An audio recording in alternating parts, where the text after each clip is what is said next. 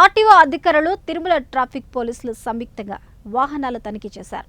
తిరుమలకు రోజురోజుకి వాహనాల సంఖ్య పెరుగుతుంది. అలాగే తిరుమలలో పొల్యూషన్ కూడా అధికమవుతుంది.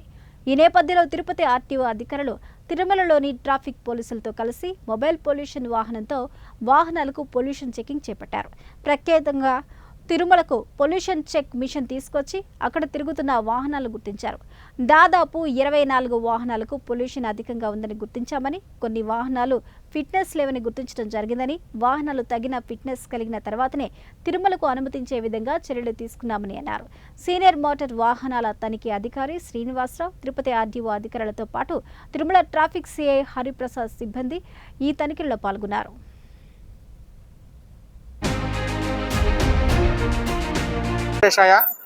ఈరోజు పోలీస్ అధికారులు, టీటీడీ అధికారులు, జిల్లా రవాణా శాఖ అధికారి ఉత్తర్వుల మేరకు తిరుమలలో తిరుమల ట్రాఫిక్ పోలీసు, రవాణా శాఖ అధికారులు సంయుక్తంగా వాహన తనిఖీలు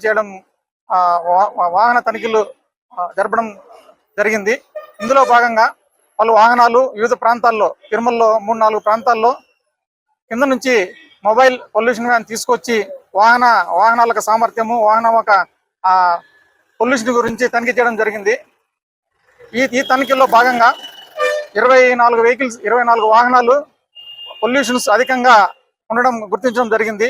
కొన్ని వాహనాలకు ఫిట్నెస్ లేకుండా తిరగడం కూడా గుర్తించడం జరిగింది. ఈ వాహనాలను మరి ఫిట్నెస్ సర్టిఫికేట్ పొందిన తర్వాత మరియు పొల్యూషన్ నామ్స్ లో ఉన్న తర్వాత మాత్రమే వాటిని మళ్ళా తిరుమలకు అలో చేయడానికి జరుగుతుంది. కాలం పాటు రాకుండా ఉండడం కొరకు మేము సంయుక్తంగా